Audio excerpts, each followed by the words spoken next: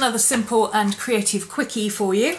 If you like to change up your notebook inside, but perhaps you have notebooks that you don't go through very often or that you don't use up too quickly, is to use 12 by 12 papers to jazz them up a little bit, and I'm going to show you how to do that. It's very, very simple, and the beauty of this method is that you don't actually it's not permanent, so you're not changing the cover, you're just making a slip cover. So the first thing you'll need is some 12 by 12 paper. I've chosen this one because it's going on my writing book. And you want to decide whether you want which section of the paper you want. So do you want that top half or the bottom bit?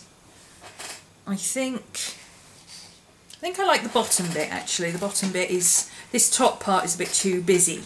I like the bottom bit with the letters. So that's the bit I'll need to trim off, and you want to trim it off to 21 centimetres tall. That is just over 8 inches. Let me look on here. It is 8 2/8 inches. So I'm going to trim that off.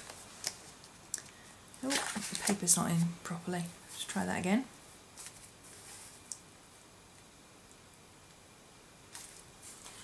So 21 centimetres.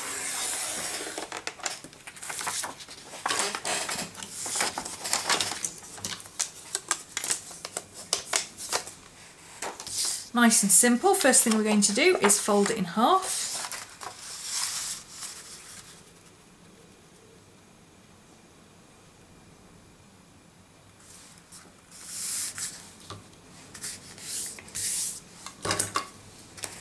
Give it a good crease.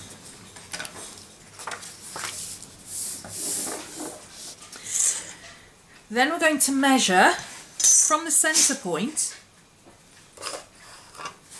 I'll mark that with a pen just so you can see where it is. There's the centre point.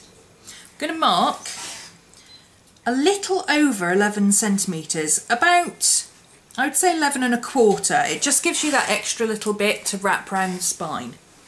So that is, in inches, 4 1/2 inches.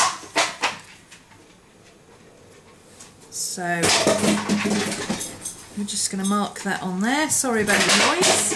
Hey, hey, hey, hey, quiet please. Mummy's filming. Good girl. 11 1/4 centimetres that side and 11 1/4 this side.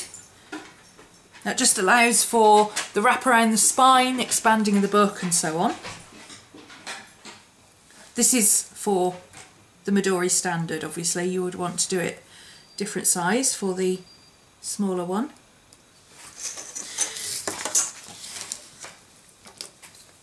And we're going to score that line across. I'm using a quilting ruler, so I don't need to score it on both sides, but you can, I don't need to mark it on both sides, but you can do that if you want to. Score down there.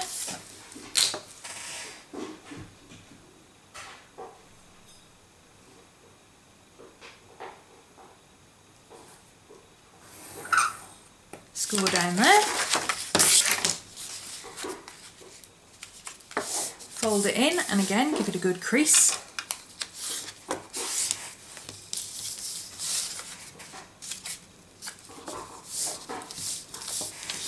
And the great thing about this is it's so quick and easy, you don't even need to remove your notebook from your Midori.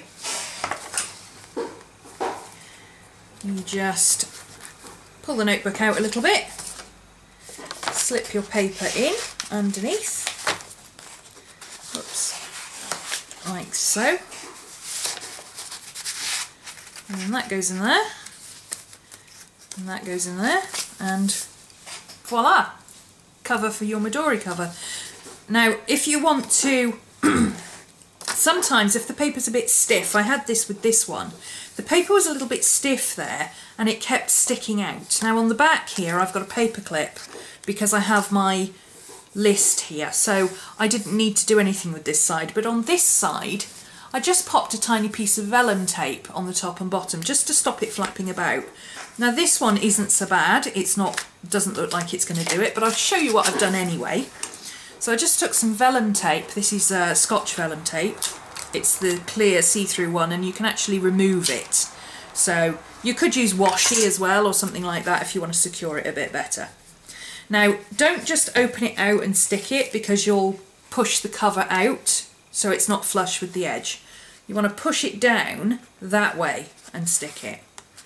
Otherwise you won't be accounting for the spine, and when you close it it'll be too tight.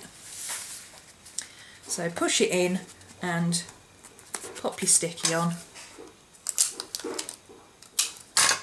Same at the top. You don't need much to hold it, because it's only holding the flap in, that's all. If you want to go over it with your nail, that'll make the tape virtually invisible, you won't see it. I suggest leaving the back loose so that it's still got some room to move, otherwise your front cover will start popping up when you open it, because it'll be too tight and then too loose, and it won't have room for expansion. So if you leave the back cover loose, then the book will automatically expand with you. And of course, because this paper is only very gently stuck down with a little bit of vellum tape, which you can remove very easily without damaging the paper, if you get bored with it and you want to change it and the paper is still in good condition, you can either keep it for reuse later, or you could perhaps use it in your planner or in your scrapbook. So there you go, there's a nice quick and easy way to make a new theme in your notebook anytime you want.